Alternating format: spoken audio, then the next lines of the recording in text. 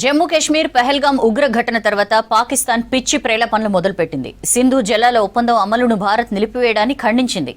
రెండు దేశాల మధ్య ఉద్రిక్తత నెలకొన్న వేళ క్షిపణి పరీక్షలకు సిద్ధమవుతోంది. ఇటు పాక్ సైనికులకు ఆ దేశం సెలవులు రద్దు చేసింది. భారత్ చర్యలను బలంగా తిప్పికొట్టాలని ఆ దేశ సైనికులకు ఆదేశాలు జారీ చేసింది. ఇప్పటికే భారత్ సరిహద్దు గ్రామాలన్నీ ఖాళీ చేయిస్తోంది పాకిస్తాన్.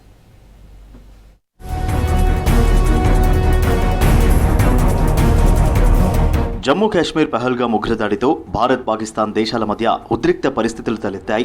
భారత్ చర్యలకు ప్రతిచర్యగా పాక్ దొంగదారులు వెతుకుతోంది. భారత్ తీసుకుంటున్న ద్వైపాక్షిక చర్యలపై పాక్ స్పందించింది. ఈ అంశంపై భద్రతా వ్యవహారాలపై ఏర్పాటైన ఆ దేశ అత్యున్నత కమిటీ కొన్ని గంటల పాటు సమావేశమైంది. పాక్ ప్రధాని షెహబాజ్ షరీఫ్ నేతృత్వంలో జరిగిన ఈ సమావేశంలో పలువురు మంత్రులు, త్రివిధ దళాలకు చెందిన అధిపతులు పాల్గొన్నారు. ఈ సమావేశంలోనే పలు కీలక నిర్ణయాలు తీసుకున్నారు. దాదాపు భారత్ తీసుకున్న చర్యలని ఆ దేశం కాపీ కొట్టింది.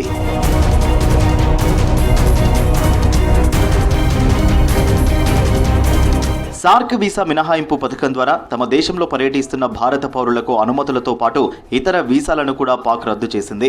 పాక్లోని హైకమిషన్ కార్యాలయంలోని భారత దౌత్య సిబ్బందిని 30కి తగ్గించింది. పాకిస్తాన్ కూడా వాఘా బార్డర్ను మూసివేస్తున్నట్లు ప్రకటించింది.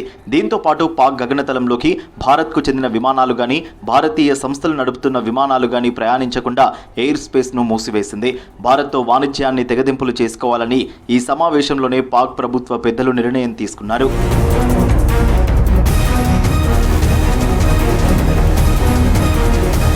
సింధు జలాల ఒప్పందం అమలును భారత్ తక్షణమే నిలిపివేయడాన్ని పాక్ ఖండించింది. 24 కోట్ల పాకిస్తాన్ పౌరులకు సంబంధించిన అంశమని కొత్త సాకులు చెప్పింది.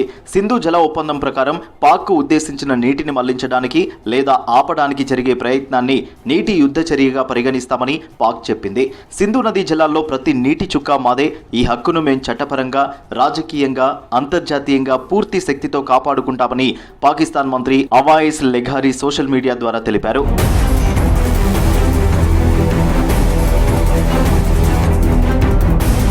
1960లో భారత్ పాక్ మధ్య సింధు నదీ జలాల ఒప్పందం కుదిరింది.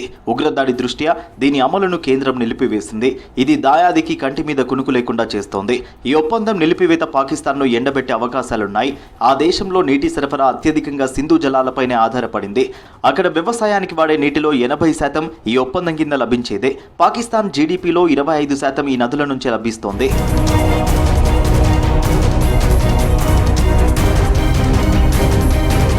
భారత్ తీసుకుంటున్న చర్యలతో పాకిస్తాన్ అప్పుడే కుట్రలకు తెరతీస్తోంది.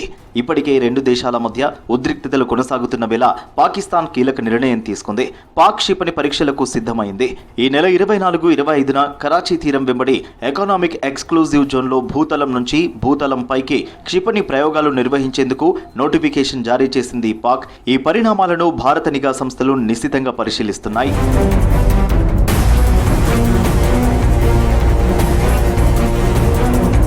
భారత్ చర్యలకు పాకిస్తాన్ ఆర్థిక వ్యవస్థ కుప్పకూలింది. అక్కడి స్టాక్ మార్కెట్లు భారీ నష్టాల్లో ముగిశాయి.